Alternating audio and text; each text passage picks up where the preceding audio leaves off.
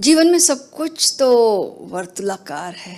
Actually सब कुछ वर्तुलाकार है। आज का सूत्र जो है वो है 15वें अध्याय का, ऊर्ध्वमूलम अधः शाखम अश्वत्थम प्राहुरव्ययम छंदांसि यस्य पर्णानि यस्तं वेद स वेदवित्। ओम। तो जीवन में तो सब कुछ वर्तुलाकार है। देखो तो मौसम भी वर्तुलाकार है, बदलता है। बारिश आई और फिर गर्मी आई, बारिश आई फिर ठंड आएगी, फिर दूसरी ऋतु बदलेगी, उसके बाद फिर से वही बारिश का मौसम। ठंडी आई, ग्रीष्म आई, बारिश आई, सब मौसम जो है बदलते रहते हैं। तो चक्कर वर्तुल है ये ना। परमाणु, इलेक्ट्रॉन, ये क्या कर रहे हैं? ये भी चक्कर लगा रहे, वर्तुलाकार घूम रहे हैं। अंतरिक्ष में चांद तारे ये क्या कर रहे हैं? ये भी घूम रहे हैं। गैलेक्सीज घूम रही हैं। सब कुछ वर्तुलाकार गति में है, गोल गोल घूम रहे हैं। प्राणियों में और वनस्पतियों के बीच भी वर्तुलाकार है कुछ। क्या है? ऑक्सीजन हम छोड़ते हैं, वो हम क्या लेते हैं? ऑक्सीजन लेते हैं, कार्बन डाइऑक्साइड छोड़ते हैं।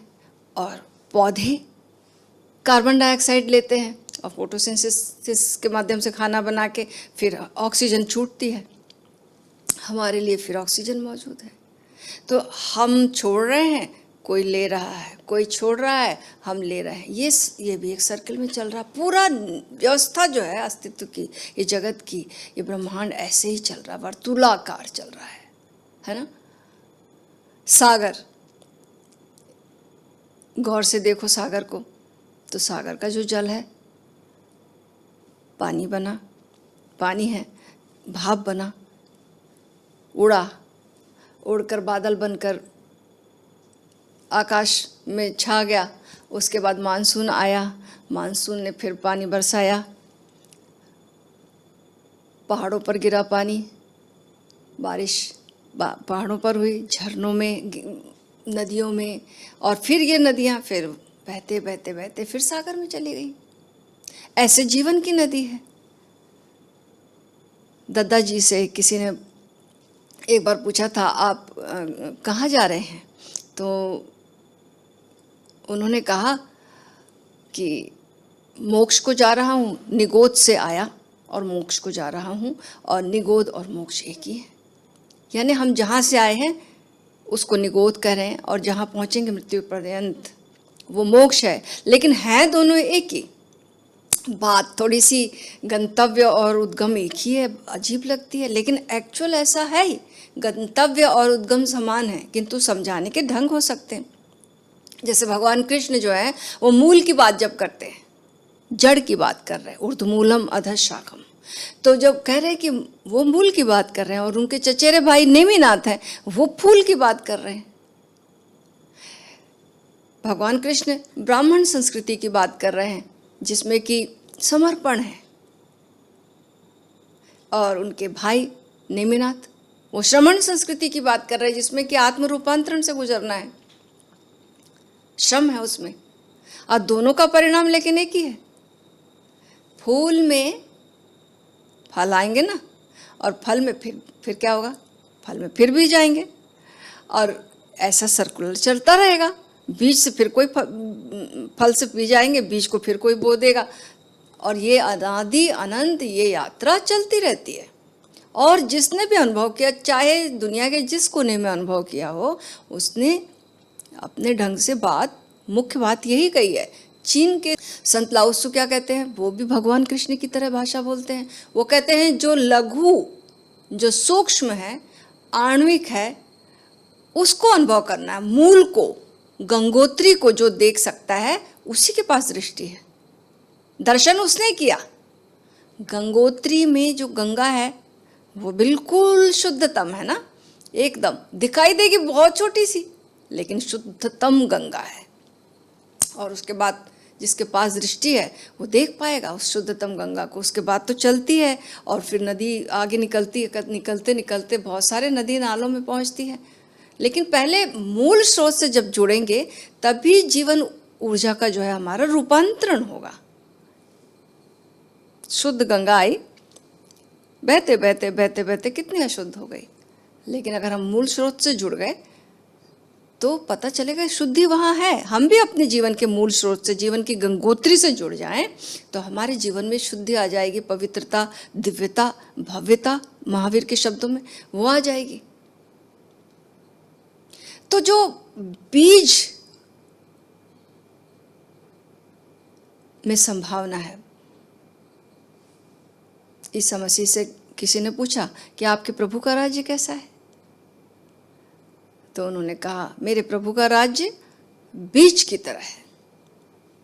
अब बीज में सब कुछ है, बीज में सब कुछ है। श्वेत केतु की कथा है ना कि उन उद्दालक, उनके पिता ने कहा कि तुमने ब्रह्म का अनुभव किया तो जाना तुमने? उसने कहा नहीं, मैं गुरुकुल से ऐसे ही आ गया। उन्होंने सब कुछ बताया मुझे, जो बता सकते थे पूरा बताया, लेकिन मैं नहीं जानता ब्रह्म क्या है, अनुभव नहीं हुआ। तो उद्दालक ने कहा ठीक है, तुम लाओ, मैं ही बताता हूँ, मुझे ही बताना पड़ेगा। तुम बाहर जाओ, एक फल तोड़ के लाओ। उनके घर में फल था, लगा हुआ पेड़ था, फल तोड़ के लाया। बोलो फोड़ो, फोड़ा तो बीज ही बीज थे। तो बोले बीज, इस बीज की क्या संभावना है, क्या ये वृक्ष बन सकता है? बोले बिल्कुल बन सकता है, वृक्ष, महावृक्ष बनेगा। तो बोले तो इसका मतलब बीज में छुपा हुआ है वृक्ष। फोड़ो, फोड़ा बीज को, कुछ भी नहीं मिला, खाली। तो ये जो खाली, जो शून्य है, उद्दालक ने कहा ये जो शून्य है, इसी से सब कुछ, सबकी उत्पत्ति हुई है। जो विस्तार हमें दिखाई दे रहा है वो विस्तार सब कुछ बीज में मौजूद है। ये ब्लूप्रिंट जो है ना, ये ब्लूप्रिंट बीज में है। जैसे कोई मकान बने, अब नक्शे में ब्लूप्रिंट है, उसकी पूरा ड्राइंग है, लेकिन मकान अभी है नहीं, बना नहीं, लेकिन बन चुका है कागज पर। यह ब्लूप्रिंट है बीज में। तो ऐसे ही हमारे भीतर ब्लूप्रिंट मौजूद है परमात्मा का। हम इसको लेकर चल रहे हैं, फिर रहे हैं, जी रहे हैं, लेकिन हम इससे कटे कटे जी रहे हैं। और इसलिए हमारा जो जीवन है वो क्या हुआ, जैसे मैली गंगा होती है, कानपुर बनारस जाके सब कितनी गंदगी भर गई गंगा में, जो पवित्र गंगा, उसकी कितनी गंदगी भर गई। ऐसे हमारा पवित्र जीवन गंगोत्री से जब हम आते हैं जीवन की, तो कितना शुद्ध होता है। उसको देखने के लिए एक पैनी दृष्टि चाहिए। हम कितनी अनंत संभावनाओं को लेकर आते हैं। बीज में कैसे अनंत संभावना है, जड़ों में भी कितनी अनंत संभावना है। वो शाखाओं में, अब शाखा बढ़ गई, अब उसकी ऊपरी हिस्सा में कुछ भी हो सकता है, कितनी भी, कोई काट ले, कोई कीड़ा लग जाए, कुछ भी हो सकता है, लेकिन भीतर जो बीज के अंदर, जड़ के अंदर जो संभावना है वो तो उसकी अनंत संभावना है। ऐसे हमारे जीवन की अनंत संभावना है एक, उसको अगर हम जुड़ गए, कैसे जुड़ें उस अनंत संभावना से, उस शून्य से, जिस शून्य से हमारी उत्पत्ति हुई है, उस विराट से जो कि हमारे अणु रूप में, हमारे बीज रूप में छुपा हुआ है हमारे भीतर, कैसे हम जुड़ें। क्योंकि एक बच्चा कितना पवित्र आता है, देखो कोई भी बच्चा घर में पैदा होता है, सब लोग कितने खुश हो जाते हैं। वो अनजानी खुशी क्यों, उसकी मौजूदगी, उसकी पवित्रता, उसकी निर्मलता से आप अछूते नहीं रह सकते। उसकी पवित्र आँखों से, वो अभी परमात्मामय है अभी, और बाकी सब कुछ फिर अशुद्ध होने वाला है। लेकिन जब वो गर्भ में है तब तो और भी, वो तो जिसको कहते हैं कि वो ध्यानस्थ अवस्था में, निर्वाण की अवस्था में है, निष्क्रिय है और जागरूक भी है।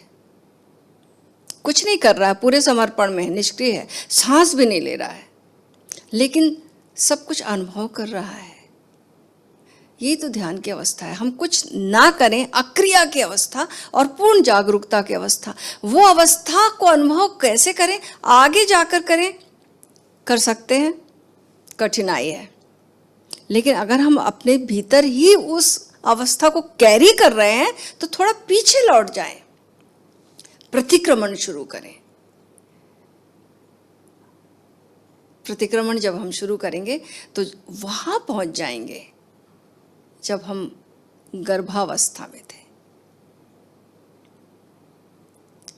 और वहां जो हम थे उसका अनुभव होगा। विचार नहीं थे, क्रियाएं नहीं थी, कर्ता भाव नहीं था, पूर्ण समर्पित थे और पूर्ण जागरूक थे। इस अनुभव में पहुंच जाएंगे।